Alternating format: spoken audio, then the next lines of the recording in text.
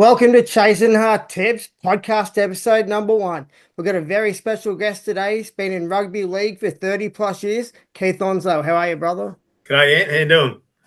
I'm doing well, mate. I just want to thank you for doing this, mate. It's been really hard to get guests. I went to the NRL first and asked them if they could help me, get some guys to come and talk some footy. Made me a lot of promises and then just ghosted me. I rang up. I didn't ring. I did. I rang up and left a message for the Players Association and just got crickets for them. And then I thought I'll try again. I'll go to the Knights Old Boys this time. And I sent them an email and the same thing, mate. I got nothing back. So I really appreciate you coming on. Oh, mate, it's a patience, grasshopper. It's pretty competitive out there. So yeah, you got to hang in. You got to hang in. So yeah, and definitely. you started. Yeah, this is your first, so you've started. Definitely. Yeah, that's once you start, you'll be okay. Mate, everyone in rugby league knows who you are and loves you, but if the people that are watching that don't know who you are, could you tell us about, the different clubs you've been to and the different roles you've played at them?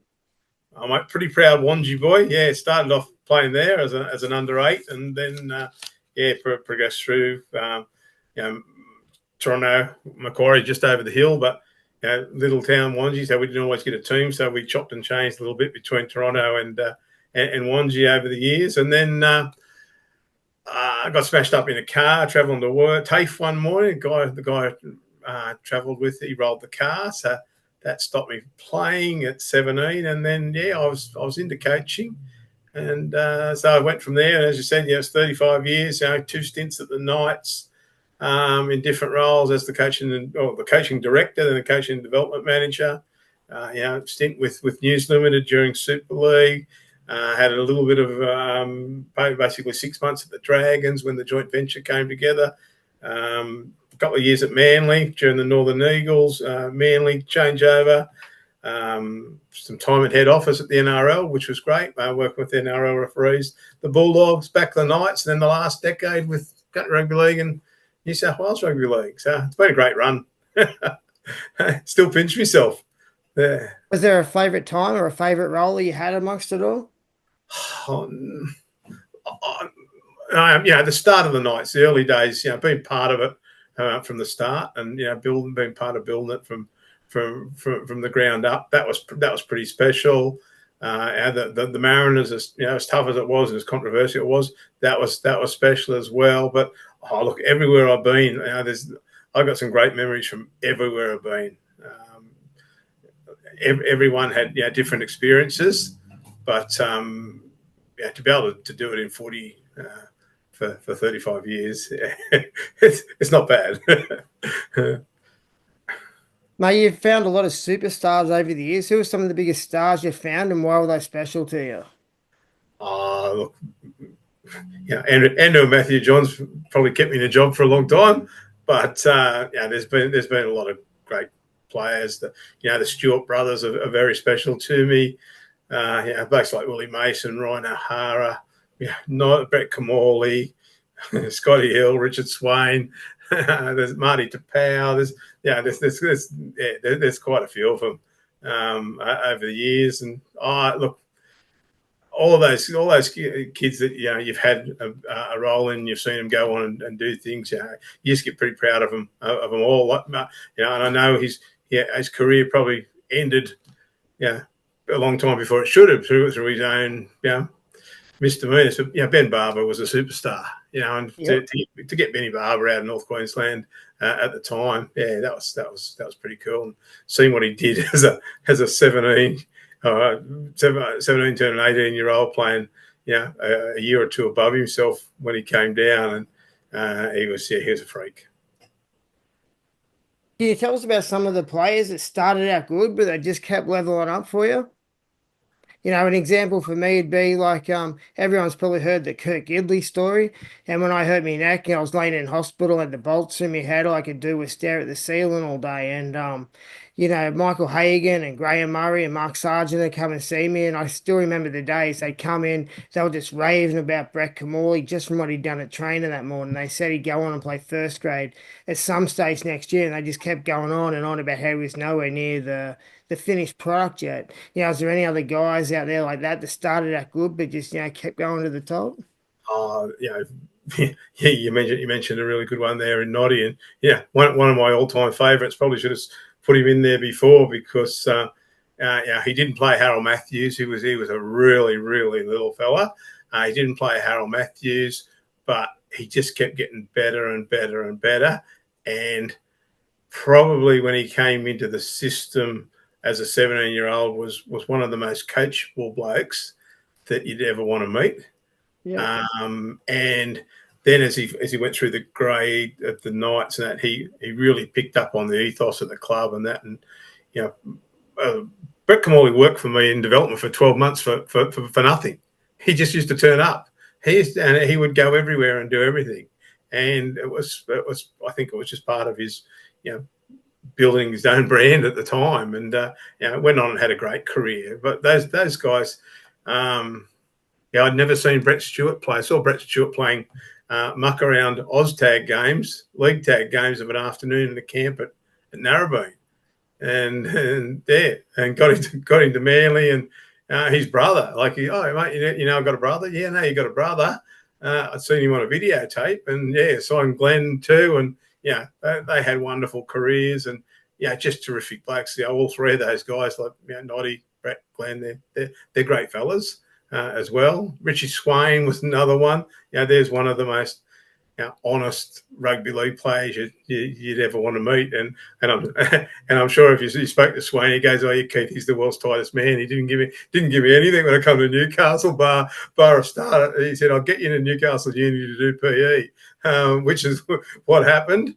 But you know, there's a guy who went to Melbourne, you know, never missed a game in his time at Melbourne, became an international for New Zealand, and just had a wonderful career. One of Hull, you know, when Hull FC did a story on their top imports of the Super League era, number one was Richard Swain. Yeah, what a terrific player, and again, just a great bloke, great fella. Mate, who were some of the biggest freaks you see? Am I just talking on the field? You know, they might have been a physical freak, or they were just, you know, crazy strong in the gym, or they were fast. You know, that somebody doesn't know about that had hidden talents like that. Oh, look, there's a guy who never made it, but he's still the best kid I've ever coached and saw come through as a junior league player. And that was a bloke by the name of David O'Brien from Dora Creek. I coached at Dora Creek 1981, 82, and Barney, his nickname Barney, was 2 years younger than his brother who played in our team. But if we were short, he'd always turn up and go, "Mate, can I have a game?" Like he'd finished his game. Yeah, and he could do anything on a football field. Yeah, I think he was signed by Manly when he was 16, but he never went. I don't think he ever left sort of Dora Creek, or might have played a bit of country or footy around the country, but yeah, absolute freak of a player. And then, you know, saw Fittler as a schoolboy and just thought he was something else. Yeah. Mate, all that time in the game, what are some of the biggest changes from when you started till now have you seen? At the top level? Yeah. At the top level, every player's an athlete. Yeah, there's no body fat, there's no bumpers on the players, the speed of the game.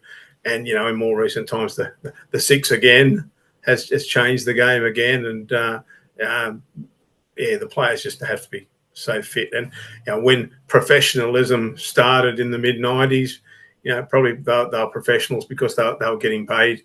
But now they are professionals in every sense of the word.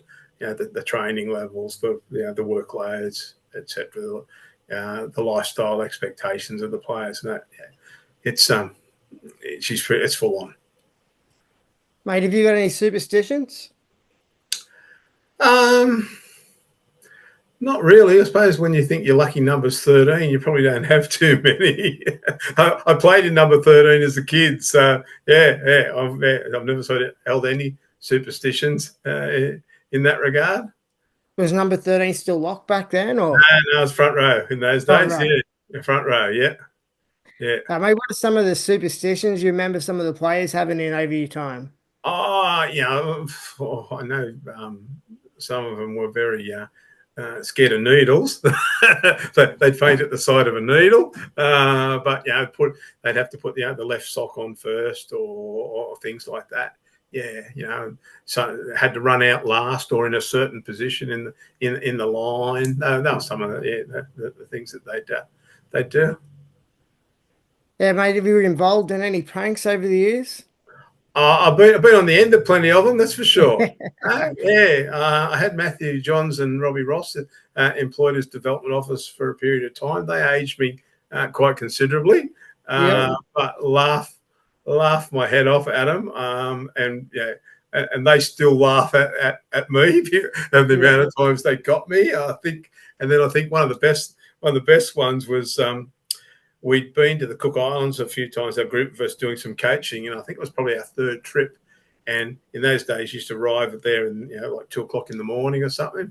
And we arrived, we've touched down in Rarotonga, and the place was just lit up. There was TV, the TV station was there was cameras everywhere. We're thinking, wow, how good are we going here?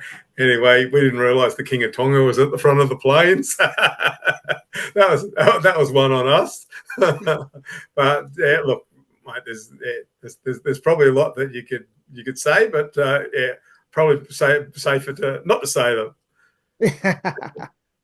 Oh, mate, when I was a kid, I lived at Curry and we used to have to go and play greeter. And I still remember driving past your place and you had a donkey, and all the kids knew if you wanted to play for the Knights one day, you had to impress the guy with a donkey. Have you got any crazy pets like that now, or? No, mate, no, only the dog now. No, Jack was a great novelty. He was, yeah, yeah. We inherited him from some people who probably they got sick of looking after him, and he used to just turn up in the paddock at the back of our place, and yeah, we just started looking after him. And yeah, they said, "Oh, do you want him?" And first off, I said no, and they took him back home, and he came back a few weeks later, and we said, "Yeah, we'll keep him." So we had Jack for 10 years or so or more, and the kids, like, well, at Christmas time, we'd dress him up in tinsel and stuff like that, and cars would pull up, and people would get their photo taken with them.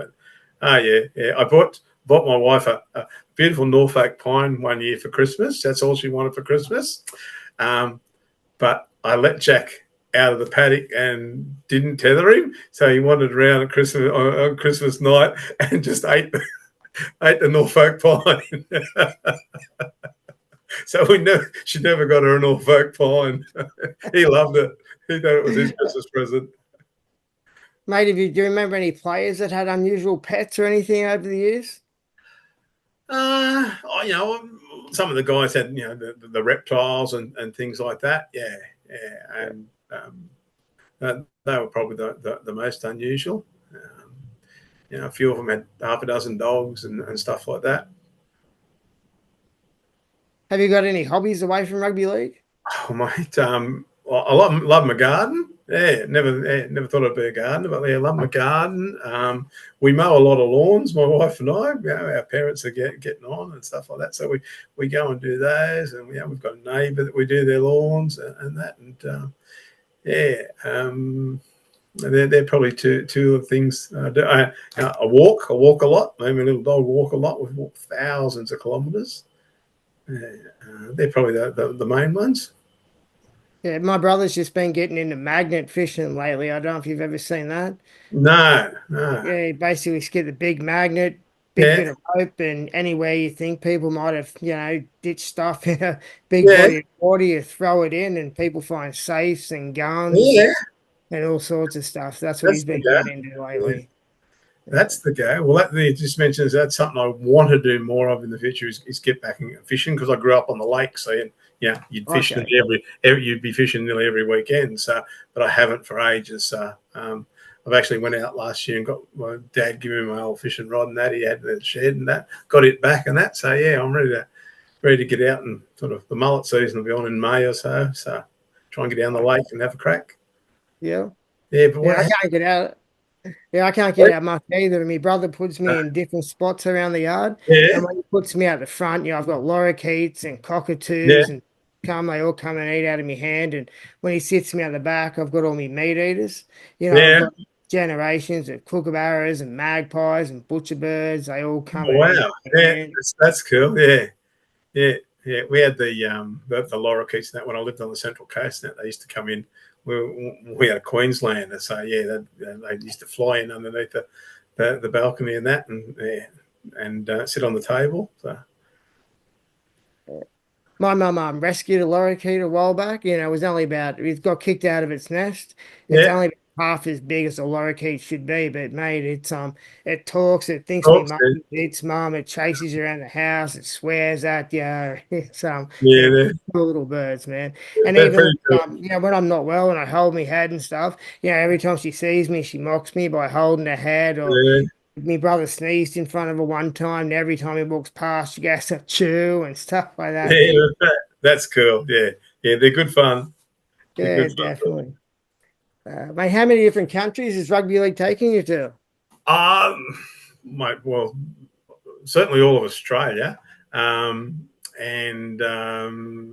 quite a bit of New Zealand, and then mainly the Pacific Islands. I've had opportunities to go to England a couple of times, and I didn't take them, and PNG as well, and didn't take them. But you know, I got an opportunity to go to the Cook Islands in the 90s, and I've been back there 21 times since. Yeah, I've done a fair bit of work there over the years, and yeah, there's quite a few young players out or families out here in Australia now who came out um, basically through our contact to that. So that's been something that's been pretty special. What do you think about the night sign of Dylan Brown? Brave, brave. Yeah, I just hope he's okay when he gets here, because Yep. he's going to be under a lot of pressure for the next 25 weeks or whatever. So Is uh, Ponga worth 2 million a year?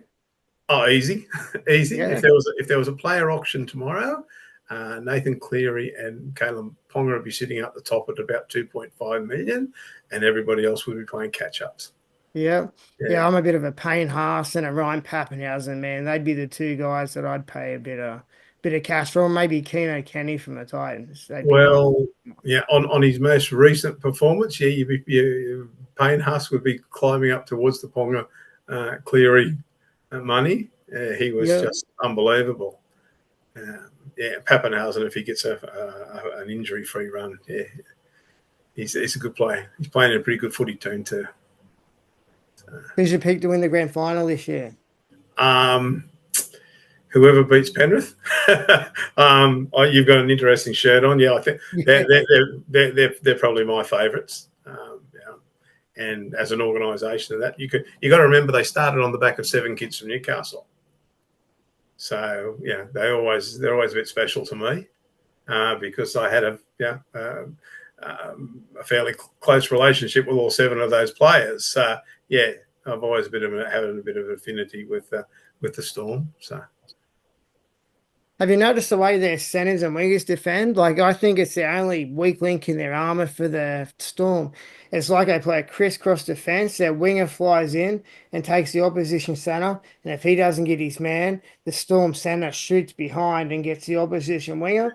And it's nothing to do with their tackling abilities. It's just the defensive structure. I think that's the only weak link in the game. When I do my keys to victory and stuff, I say if you're gonna have a crack at the Storm, it's on the very edges with that crisscross defense. Like if as long as no one exploits that, I can't see any way they can be stopped really. But Pappenhausen, I don't think they're the same team if Pappenhausen's not in there, but as well. So No, and they have looked a bit vulnerable, out on those fringes a couple of times. yeah, But when you get Warbrick and get them all on board, yeah, yeah, they're pretty cohesive unit. yeah, definitely. I love Warwick and Coates, mate. I love their power Oh, carries and a dummy half. And that. yeah, they're just great. They're great in the air. Yeah, Yeah, yeah. I love watching Warbrick play. I think he's terrific. Yeah. yeah, definitely. What a revelation. Yeah. What do you think about Zach Lomax in the centers? Is he wasted there? He's a winger. Yeah, I have too, mate. When he's not flying down the sideline chasing those kicks, mate, I'm filthy to be honest. As a fan, I feel cheated if he's not on the wing. I know he sees it probably is embarrassing, wearing the 2 or the 5, or playing on the wing, but he's got to get over it. And the wing position's not like it was, when I was a kid. It used to be, a little bit. If you're a real footballer, Yeah, you sort yeah. of, you didn't really consider them real footballers, but the times changed and the way they bring the kick returns back and the power carries out of dummy half. I'd much rather play on the wing than in the centres these days. Their expectations are extremely high these days. Yeah, yeah. Yeah, It's a prime position. We talk about athletes and that. Well, yeah, look at those blokes out on the wing. They Yeah. are some athletes out there across the board. And yeah, I understand what he was doing, like what he wanted to do and what he thought. But I look back and go, I think Flano might have been right. Yeah, because he just had a great season on the wing. Yeah, like I said, mate, if he's not chasing those kicks, I feel cheated as a Yeah, fan. And what do yeah. you think of the Eels? The Eels attack. Everyone plays this flat and fast stuff today, and it's like everyone stands in a line in each other's pockets. But every time the Eels start to fire, the deeper they are, the better they go. Have you noticed that? Do you think that's going to turn their season around if they play with some depth instead, or? Oh, I think, as I said to you, first up, it's a patience grasshopper. Yeah, All right, Ryles's come from a great system, a yeah, great system, and I've got no doubt that he's trying to implement that into that club. And yeah, it's going to take time. yeah, There's some blokes there who've been there for a long time. They're well entrenched, so it's going to be like a little bit like turning the Queen Mary for him. It's going to take its time, but yeah. I I have faith in Rylesy. I have faith in Rylesy. So Mate, some of the tackling techniques, when we talk about, kick returns, when guys are squaring up, and they're trying to dig for underhooks and catch yeah, and turn, that's causing a lot of the concussions. And, mate, I think it's more guys, losing teeth and split lips and everybody using that technique. Do you think that's the best technique to be using? Because if it was me, I'd never, ever defend like that. If those kick returns, I'd arc in around the knees and elbows, like close the distance, change the level, shoot, hit, drive through, and I'd be hitting them on the, almost side on trying to break their legs every time, mate. But they're using that catch and turn and digging for underhooks, mate. I think it's causing a lot of the concussions. Did you see it that way or? look, again, our game is all about time and space. So the time and space and all those things now is so minute. Yeah, you're making second decisions on what your technique is. There is no reward for being a low tackler. Yeah, And yeah, and if you're late to the mark and you get your head in the wrong spot when you're down there, well, you're Gonski anyway. You collect a hip or a knee or something, so you're out anyway. yeah, Yeah, look, the wrestling techniques. I remember being at the Australian Institute of Sport. I don't know, probably 20 odd years ago, and the guy from Melbourne was there showing them how it's all done, and that. Oh, wow, that's the game now, and that's since 20 years ago. Um, yeah, it's there is no reward for a legs tackle, so it's all about getting a lever and getting a handle yeah. and the principles of getting your head in close and that haven't changed, but getting your head in close now because that time and space is so Yeah, to limited. me, it looks like they're on the center line, Tim. I was like, I'm a little bit different, mate. I Yeah, still think you can hit around the hips, and if you hit properly, they can't get an offload. It's only when you don't hit and drive and that. But yeah, it's mate, everyone's got a different point of view on it, really. So tackles are very crowded. yeah, There's generally three around that tackle, so it's hard to get to get a lever to make the move from.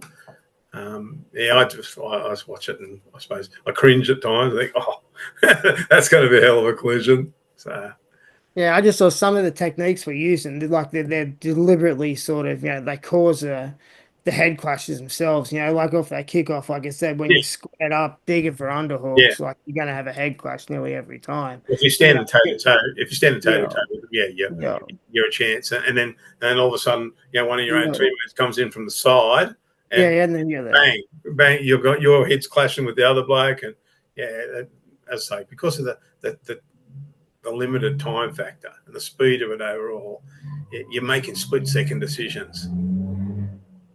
And Mate, it's what do just, you reckon the biggest reason in the games for not developing halves like the way we used to, mate? They're few and far between the really good ones. I think the Sharks have got two good ones. I think the Storm have got two good ones, and they'd be the best half combos in the game for me.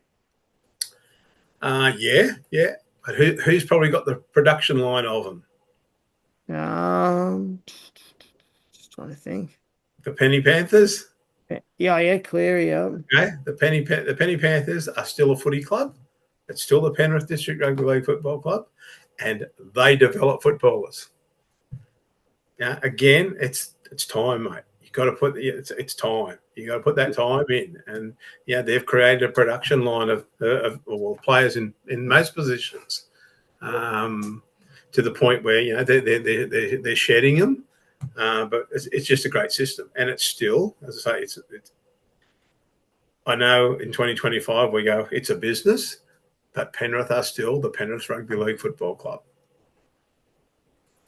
Mate, do players get penalised too much these days? I'm just thinking, like, if I murder someone, I get in trouble and serve one sentence. But Yeah. if I accidentally go high these days, I get a penalty against my team. I get 10 minutes in the bin, then I get a 2-week suspension. I've been penalised 3 times for one incident. Yeah. Yeah, what do you think about that? Do you think it's too much? It's I suppose that's the system. We're talking about now is duty of care. There are all these legal and medical obligations that the game is obliged to follow. So I think at the end of the day, it all fits into that narrative.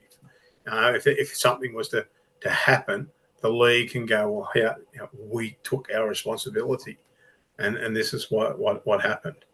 Yeah, I'd probably get more concerned with the speed of the game and the six agains and the momentum that brings. And, some teams can go without the ball for 10 minutes. And then you look at the Canberra situation at the weekend against Manly. They lose a player. They get all those six agains and that. And it was just time to hit the button and go, I don't need to watch that anymore because I know what's going to happen.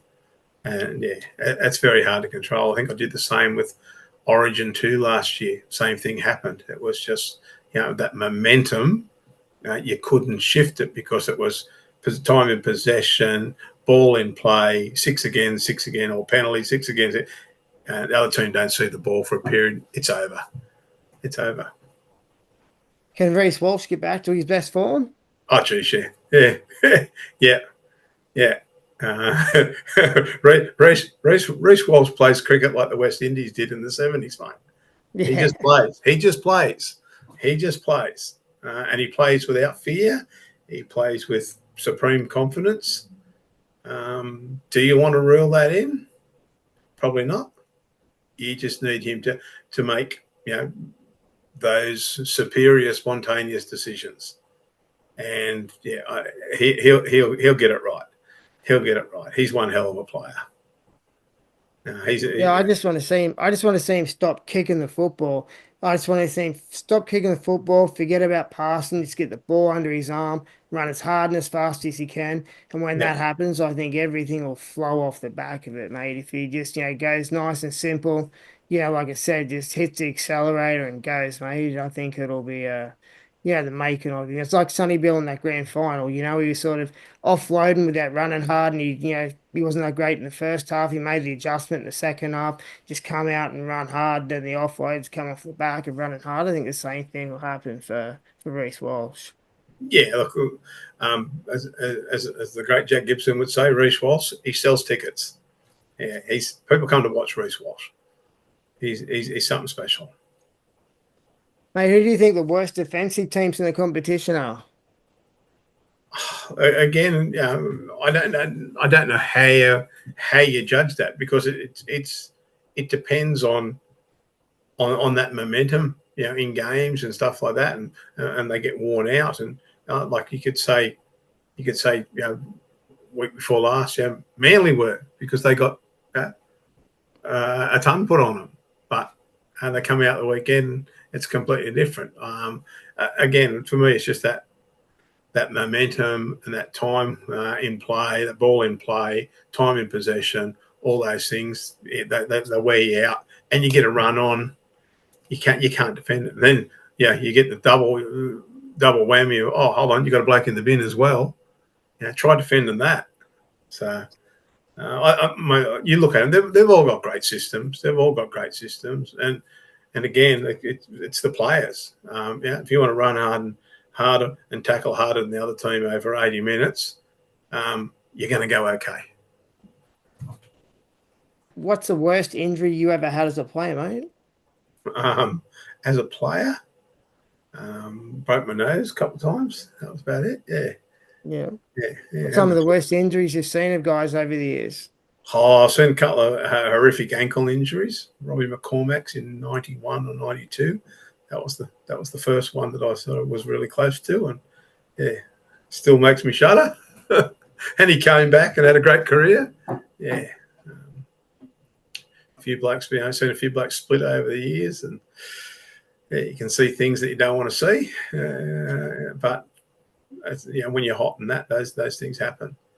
But yeah, certainly Moths is always a standout because it was the first one that I'd really seen of that significance.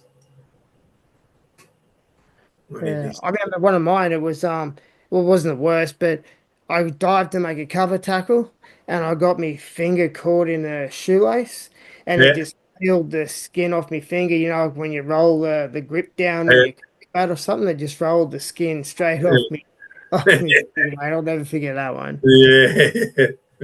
No, old fingers. Yeah, I was mucking around with the footy yesterday and got hit on the end of my vulnerable little finger that I broke playing cricket. And oh, geez, that hurt. Mate, who's the people that have taught you the most in rugby league? Look, I taught me the most. I would probably go back to one of my junior league coaches, Ronnie Kellner. He was the guy who really, I loved footy, but Ronnie introduced me to the whole game. He was a guy who in the '70s he had a coaching qualification. He had a rugby league coaching qualification. I thought, wow, that's pretty cool.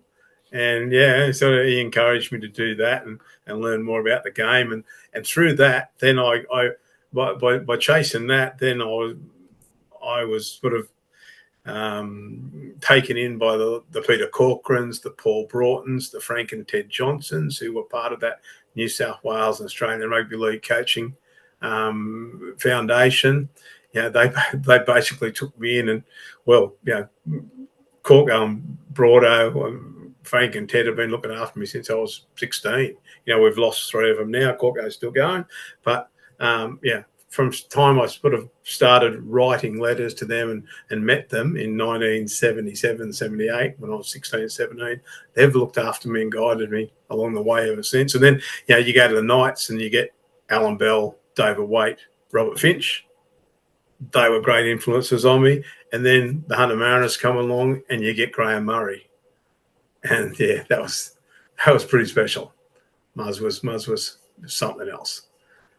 So yeah, I've had a lot of great influences that way.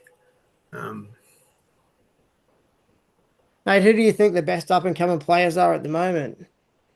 Up and coming players? Oh, well, probably not. Penrith have got some great kids, McLean and that, and the Bronx have got some terrific young blokes as well. Yeah. Young Purdue at the Cowboys, last weekend. They're littered across the game. They just, again, it's a time thing with them all. I'm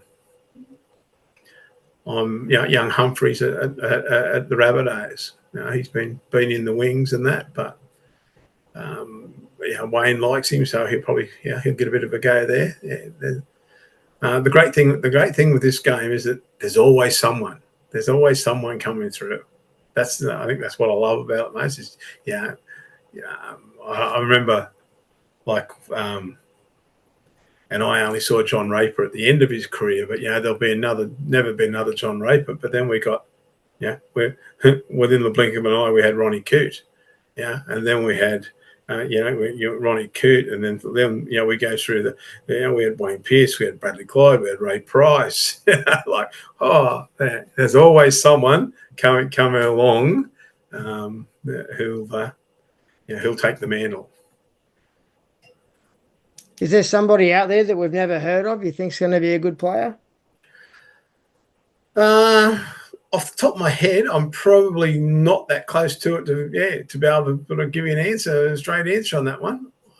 I haven't followed it that closely, the young blokes coming through. I've heard a few names, but as I said, I haven't done any research on them or anything because I've basically stepped away from all that type of thing. So I'll disappoint you on that one. Mate, do you think the PNG should be the team they let into the competition next? That decision will be, it's been made, and we'll see how it goes. We'll see how it goes. Yeah, good luck to anyone that goes there. I just want them to be safe and be able to play footy, and they'll certainly get passionate support. There's no doubt about that up there. It's their national sport, so it'll certainly bring more participation in the game.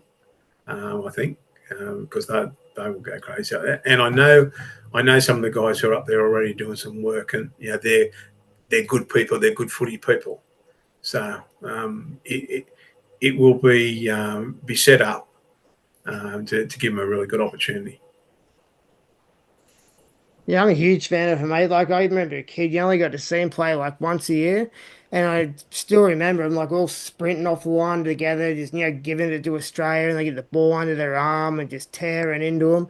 You only got to see it once a year, but I thought they played a brand of football that, I enjoyed watching more than anyone in the world. So, I think isn't that it'll be the same. So I'm excited to see what they're going to do. Physically, very, very tough. Yeah, they'll be. Yeah. Yeah. As I said, they'll be set up. They'll be set up well. Mate, is there an old school rugby league fight that stands out to you? Anything. Well, I was only watching it on YouTube. The first test, Great Britain and Australia, 1970, the Battle of Brisbane. That was pretty hard. 73 grand final, Cronulla, Manly, and anything in the 80s that involved western suburbs of Manly. They were always pretty good. Yeah. Mate, do you ever think we'll see anything like that again? No. Gordon Tallis, terrifying. Yeah, he could throw him. But no, we won't. I don't think we'll ever see that again. Mate, is there any feuds you can tell us about? Look, there's plenty, but I suppose unless you can tell you where the bodies are buried, it's I'd probably steer clear of that one. Yeah, there's always there's plenty of well publicised ones and that, but they're already out there. So. What book are you reading at the moment, mate? I just finished. I've read two lately. John Farnham's, and Jacinta Price, the politician. Great. I read Farnham's. Yeah, it didn't take me long at all. It was pretty good. And Jacinta Price, she's a pretty interesting character. So that was good. And I'm pondering what my next book will be. So I think it'll be. I'm thinking that Jimmy Barnes has one out at the moment, Highways and Byways. I think that's probably going to be my next one. So, I just ordered one called Mysterious Australia, so I'm looking forward to getting that. So yeah. Mate, is there a skill you learned as a kid that you still see in the game to this day? Look, I love players' ability to move the defending players around. I remember coaching here at Cessnock, and Bruce Starkey, the first grade coach, brought Harry Bath up one weekend. I think first grade were in the semi-finals. He brought Harry Bath up, and I followed Harry Bath around for 2 hours, and I learnt more about moving defenders in 2 hours with Harry Bath. It was just fascinating. Yeah, just the art of it and that, and and then you go to the Knights, and Alan Bell was all across that and that. Yeah, and it was something that I still love coaching. that ability to move players, defenders around, and I love watching the players who can do it. Yeah, the really good ones who can do it fast, do it slow. Whether they're playing fast or slow, whether they're playing at the line or back from the line and stuff like that. It's I just love that art. As I said to you before, there's no reward for the low tacklers. That way, and even the strong front on tacklers now, because there's that duty of care and that, so they're often penalised for something that 10, 15 years ago we're going, yeah, what a great tackle. So it's always that ability for the ball player to move players around and the support player to be able to run that great support line. You saw Payne Huss's great line the other night. Josh King scored one the week. Just running great support lines. They're the things that I love. Now, I still remember I was about probably 10 years old and I went into a 3-day camp. There was Bradley Clyde, Ciro, Wayne Pearce, maybe Jeff Tuvey, Paul McGregor. And I still remember being on Bradley Clyde station to this day, and he was doing draw and pass drills. Yeah. And mate, everything he did and showed us, mate, it's still, and every time I see someone break through the line, I still call it the Bradley Clyde takes him in, the Bradley Clyde takes him out. Yeah. Yeah, Yeah. it's something I'll never forget, mate. What a player. What a player. Yeah. He came up and did a camp for me in about 2010, 2011. And I remember some of the players at the time, they were ringing their parents on the Saturday going, oh, Keith's got this bloke here by the name of Bradley Clyde for the weekend. Sunday, I think we had about 100 parents there. They're saying to their kids, listen, wherever he goes, you follow him and listen to every word he says. Because it's funny, the kids sort of didn't know who Bradley Clyde was. Yeah. But, I think on the Sunday we probably had 100 parents there. And same as when I had Ray Price come down to do a camp for me once upon a time. When people found out Pricey was there, parents were there in their droves on the Sunday to catch a glimpse of him. So. Yeah, mate, I still remember going to that clinic is as clear as the day, mate. It's something that you'll never forget. Mate, is there anything you'd like to promote? Oh, my rugby league, it's the greatest game of all. Yeah, no doubt about that. And if it's not rugby league for me, it's cricket. So, love my cricket. But yeah, it's the greatest game of all, and more people get involved in it. Yeah, it's great. Thanks very much for doing this, mate. I really appreciate it. I told you at the start how hard it was to get people to come on. So being podcast #1, it's very special to me, and I thank you very much. Pleasure, mate. Thanks, Pleasure. mate. Bye. Hang in there. Okay. See you, mate. Bye. Mate, bye.